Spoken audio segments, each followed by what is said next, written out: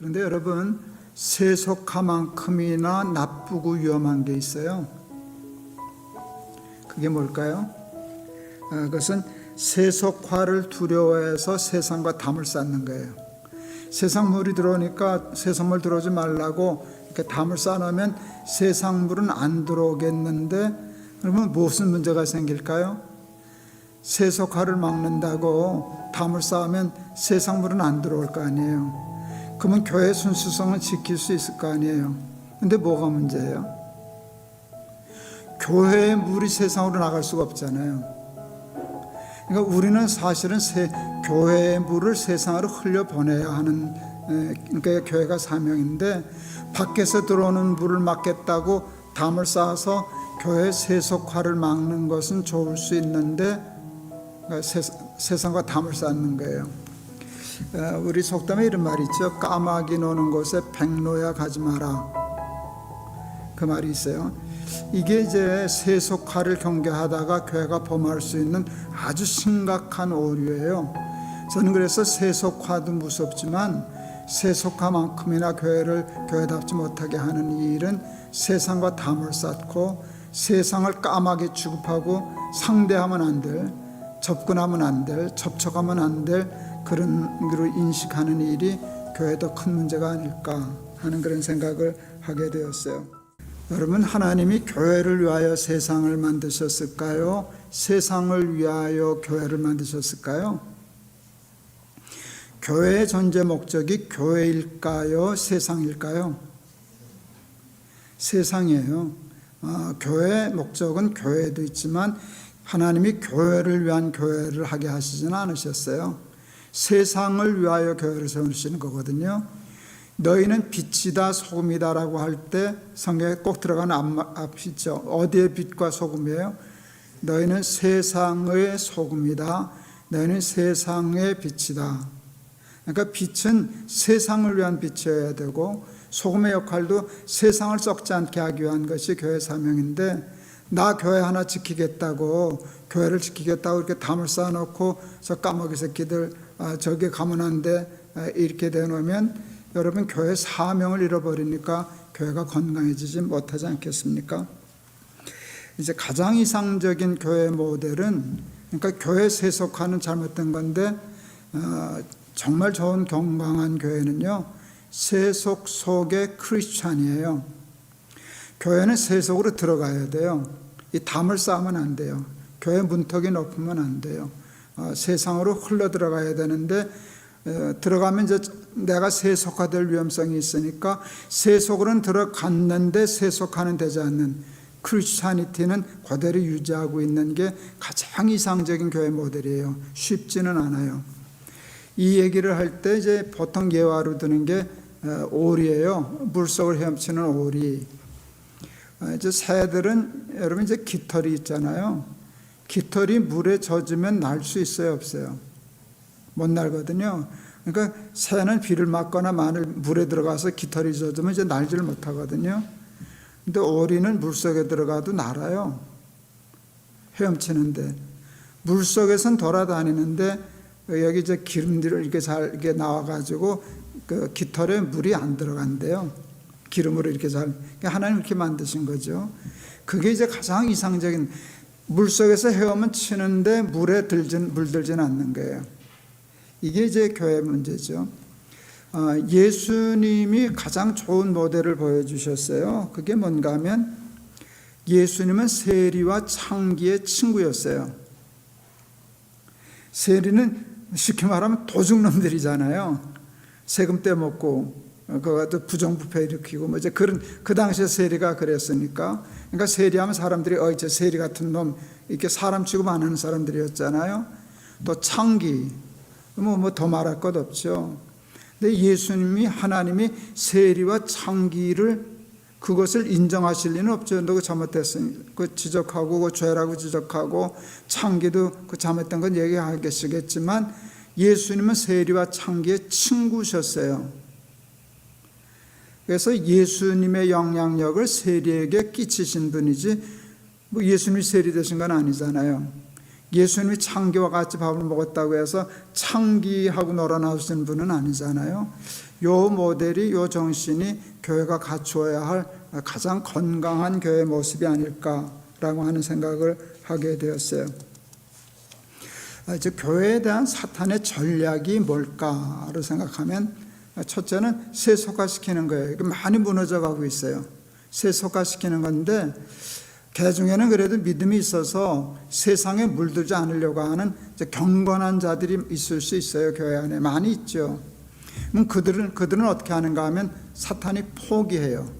쟤네들은 안 되겠다. 저건 세상 물이 안 되네. 이렇게 되면 포기를 해요.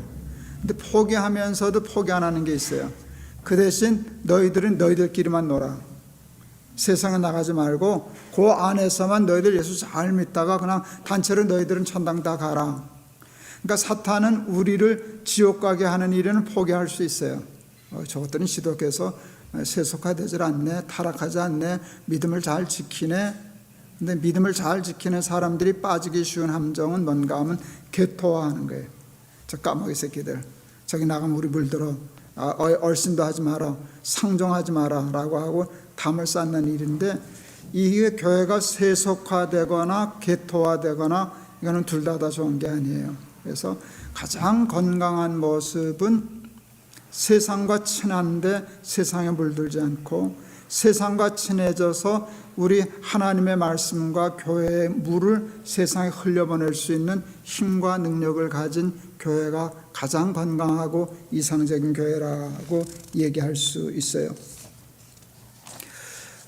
그런데 여러분, 이런 이제 세상으로 이제 나가려고 할 때 그것을 제일 의식 못하는 사람 중에 하나가 저희 같은 목회자예요.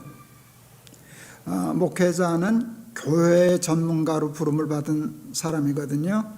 그래서 우리의 인간적인 승리나 성공은 교회를 키우는 거예요. 그렇잖아요. 목회 잘해서 좋은 교회를 만들고 교회를 키우는 거. 그러다가 우리 같은 목회자들이 보면 우리가 뭔가 하면 교회 하다가 교회의 본질과 사명인 세상을 망각하는 것이에요. 그리고 세상을 뒤로 밀어넣는 거예요.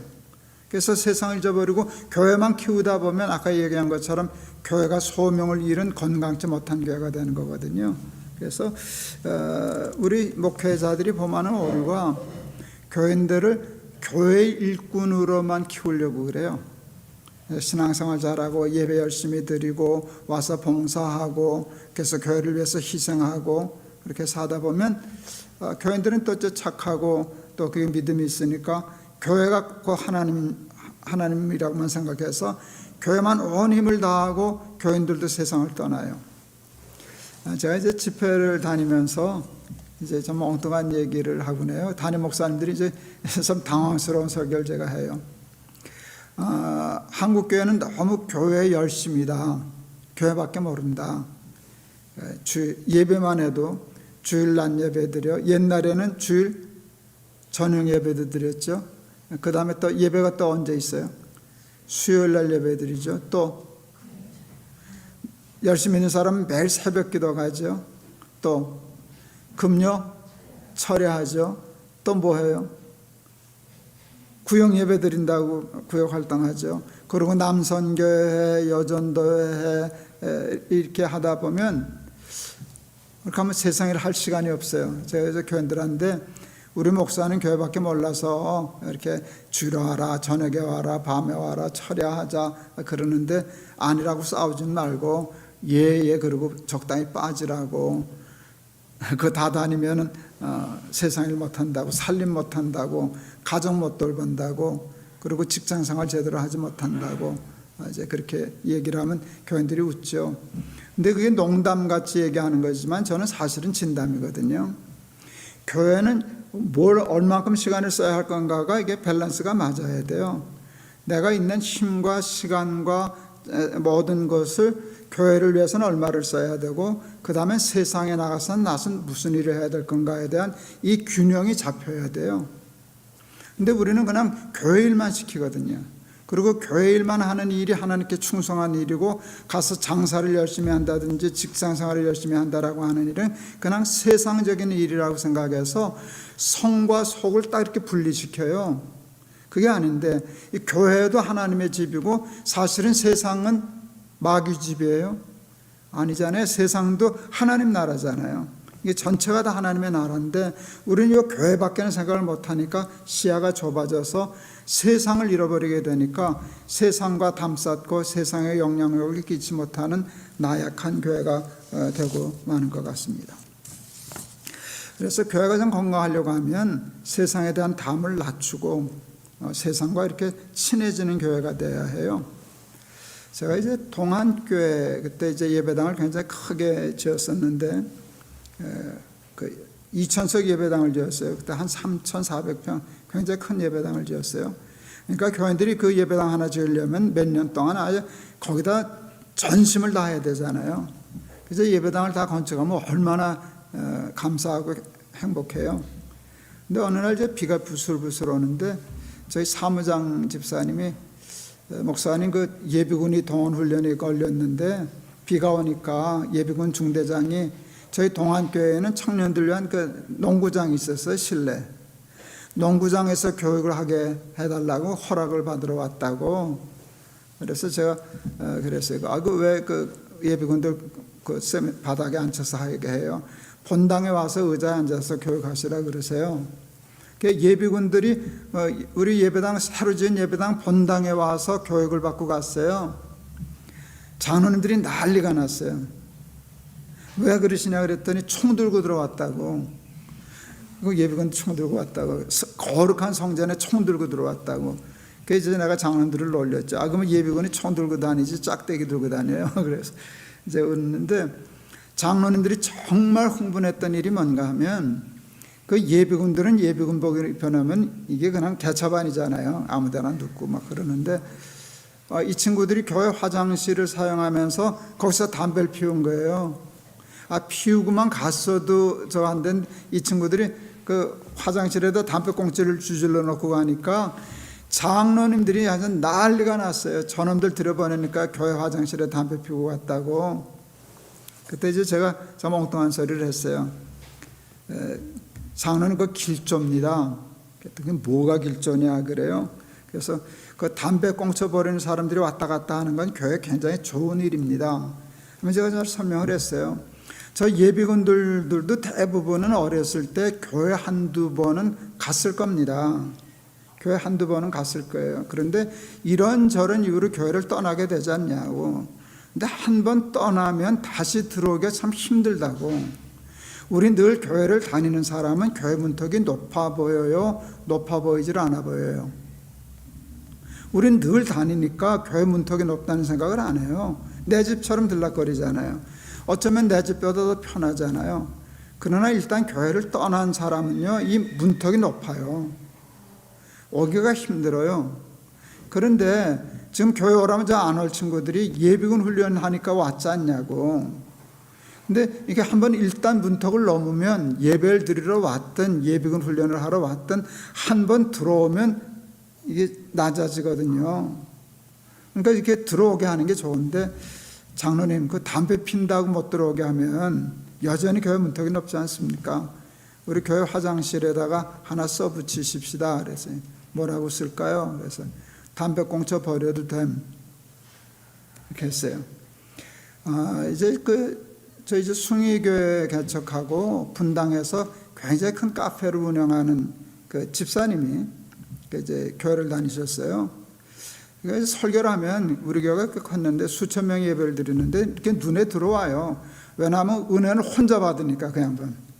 뭐 보통 은혜를 받는 게 아니에요. 한 줄도 빠지지 않고. 그래서 참 궁금했어요. 저분이 어떤 분인지. 그런데 예배 끝나고 제가 그래도 문 밖에 서가지고 인사를 하잖아요. 인사를 하면 쑥 피해서 도망가요. 한 번도 저하고 악수를 잘 안 했어요. 이상하다. 그렇게 은혜는 혼자 받는데 왜 목사하고 악수도 안 하고 밤낮 내빼지? 나 이제 별로 생각 안 하고 그랬는데 이제 같이 성지순례를 갈 기회가 있었어요. 성지순례를 그분이 같이 신청해서 갔는데 성지순례를 같이 다니니까 뭐 저녁 먹고 얘기하고 뭐 발표도 하다 보니까 이제 좀 친해졌는데 왜 그렇게 인사도 안 하고 도망 다녔냐 그랬더니 그분이 싫다했어요.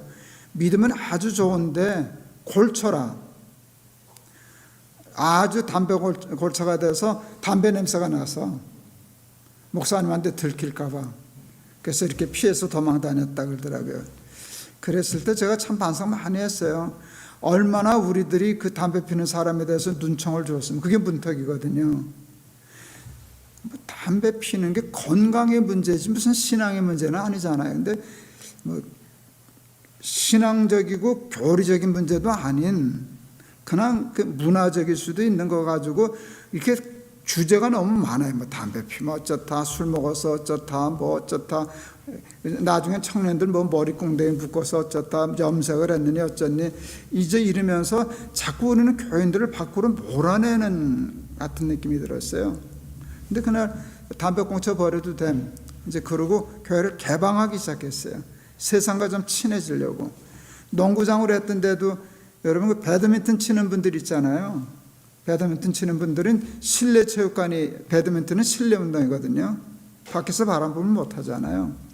그러니까 와서 빌려달라는 거 얼씨구나 하고 빌려줬죠. 그러니까 그 동호회가 생기고, 그러니까 처음에 예배 드리러 온 게 아닌데 배드민턴 치러 들락거리다가 교회 등록하는 사람, 예비군 훈련 왔다가 자주 빌려줬거든요.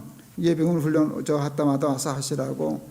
그랬더니 예비군 훈련하다가 교회가 익숙해지니까 등록하는 사람 꽤 많아져서, 그러니까 세상의 문을 터물고 세상과 친해지는 교회, 그렇게 하려고 애를 썼었어요. 저희 이제 우리 제가 잘 아는 목사님 중에 경기도 광주에서 굉장히 큰 교회를, 천막교회부터 시작을 해서 지금 몇천 명 모이는 큰 교회를 이루신 이제 후배 목사가 한 분 계셔요. 근데 아주 기발한 분이에요. 기발한 분이에요. 내가 지금 정확히 그 이름을 얘기할지 모르겠는데, 거기는 경기도 광주 지역에 있는 누구를 대상으로 운동회를 하는가 하면 줌마대라고 그러더라고요. 줌마대. 뭔지 눈치채시겠어요? 줌마대가 뭐 하는 거게요? 아줌마들을 모아가지고 무슨 뭐 운동회도 하고 무슨 바자회도 하고 이렇게 큰 축제를 해요. 마을 축제를 하는데 그게 이제 오래돼가지고 지금 몇천 명씩 모인대요. 그 하면 해마다 그러니까 이렇게, 그러니까 세상하고 가까워지잖아요. 그리고 5월 5일 날 어린이날 되면 교회가 아주 막대한 예산을 들여서 교회 큰 뭐 운동장이나 이런 데 빌려가지고 아이들 위한 잔치를 벌이는 거예요. 그러면 사실 엄마 아빠가 애들 데리고 할 만한 데가 마땅치 않잖아요. 그날 와서 그렇게 놀고 그렇게 되면 이제 굉장히, 그래서 동네하고 친해졌는데, 나는 그게 교회다움이라고 생각했어요. 세상을 위해서 세상 사람들이 편하게, 꼭 우린 예배만 드려야 된다고 생각하지만 처음부터 예배가 아니더라도 뭐 줌마대회 한다고 축제한다고 놀이하려고 왔다가 교회하고 친해지고, 어린이 아이들 데리고 와서 그거 하다가 더 가까워지고. 그래서 그 목사님이 아주 기발한 아이디어를 냈어요. 그거를 이제 작은 교회가 힘이 없어서 그 돈 많이 들거든요. 그걸 하면은 그거를 전수시켜 주는 거예요. 조그만 교회들 다 프로그램 짜주고 필요하다면 예산도 지원해주고 해서 그것으로 교회가 세상과 가까워지게 하는 운동도 하는데, 참 기발한 분이다. 교회는 세상과 좀 친해져야 돼요. 다만 세상에 물들면 안 돼요. 근데 물들지 않겠다고 세상을 배관시하고 배척시하면 이건 교회답지 못하는 교회예요. 제가 그런 면에서 참 우리 한국교회 생명을 이어가는 데 큰 도움을 주는 데가 있는데, 그게 여러분도 잘 아시는, 나는 다일 공동체라고 생각해요. 다일 공동체. 여러분 거기는 그냥 교회, 거기도 이제 그 설곡산 같은데 수양관도 있어서 거기서 무슨 영성 수련도 하고 그걸 해요. 그러니까 거기는 두 가지를 다 해요. 신앙적으로 하나님 앞에 헌신하고 예배하고 수련하는 그것도 영성 공동체를 하면서도 평일에는 와서 그 노숙자들, 어른들 매일 밥해서 대접하는 거잖아요. 그 세상과 가까워지는 것이잖아요. 이런 일을 할 때 선교의 문이 열리는데, 그냥 여기가 좋사오니 초막셋을 짓고 우리끼리만 찬양하고 기도하면 우리는 천당 가겠지만 하나님 앞에 책망 듣지 않겠어요? 여러분, 예수 믿는 궁극적인 이유가 뭘까요? 목적. 저는 구원이라고 생각해요. 예수 믿으면 뭐 부자 되는 것도 아니잖아요. 꼭 그렇죠? 뭐 안 될 것도 아니지만, 근데 부자 되려고 예수 믿는 건 아니잖아요. 우리는 구원 얻으려고 예수를 믿어요. 근데 구원을 얻는 거는 율법을 지킴으로예요? 믿음으로 구원을 얻는 거예요? 믿음으로. 근데 여러분 예수는 믿으세요? 믿죠? 그러니까 여러분 지금 구원 얻으셨을까요? 오늘 죽어도 천당 갈 수 있을까요? 자신 없는 분이 있는가 보네. 자신을 가지세요. 우리가 무슨 행위를 가는 게 아니니까 정말 마음으로 믿으면 하나님이 구원시켜 주시거든요. 근데 하나님 나라가 좋아요? 여기가 좋아요? 지금 걸려드는 거예요. 그래도 따라와요. 여기가 좋아요? 하나님 나라가 좋아요? 갈까요? 저한테 한번 물어보실래요? 나는 갈까요? 그렇게 하면 간다 그럴 것 같은데, 저는 지금 세상살이가 아주 좋은 사람 중에 하나예요. 세상에서 저만큼 좋게 쉽지 않아요. 그래도 난 갈래 그렇게 하면 미련 없어요. 가야죠. 그리고 궁극적인 목적이 저기, 우리 시민권은 저기 있으니까. 근데 생각해 봤어요. 왜 예수 믿고 구원 얻은 우리들을 그냥 천당 데려가지 않으시고 여기서 더 살게 하실까? 암만 그래도 여기서 사는 게 좀 더 좋지, 그건 아닐 거예요. 저게 훨씬 비교가 되지 않죠. 우리를 위해서도 가는 게 더 좋아요. 그런데 저는 저를 이 땅에 더 두신 이유가 있다고 생각해요. 너 예수 믿고 구원 얻었으니 한 사람에게라도 복음을 전해서 예수 믿는 사람들을 더 선교하다가 오라고 저를 이 땅에 두셨다고 생각해요. 예수 믿고 구원 얻은 자의 유일한 소명은 복음을 전하는 거예요. 한 사람에게라도. 그게 교인의 사명이라면 교회의 사명도 한 사람에게라도 이 세상에 하나님의 복음을 더 전해서 선교하는 게 교회의 목적이 되어야 되는데, 우리는 너무 교회를 개토화해서 교회밖에 모르고 교회만 키우려고 하다 보니까 교회는 커졌는데 소명을 잃은 교회답지 못한 교회로 되는 것이 아닌가, 이렇게 생각을 해서 오늘 강의가 조금 길어진 것 같지만 핵심은 이거예요. 세속화되면 안 돼요. 근데 세속화될까 봐 교회를 개토화하면 안 돼요. 세상을 잊어버린 교회는 교회의 소명을 잊어버린 교회예요. 교회는 세상을 위하여 존재하는 교회다. 세상을 섬기기 위하여 하나님이 세우신 집단이다라는 걸 잊지 말아야 여러분들이 섬기시는 교회가 좀 더 건강한 교회, 더 좋은 교회가 될 거라 생각을 했습니다.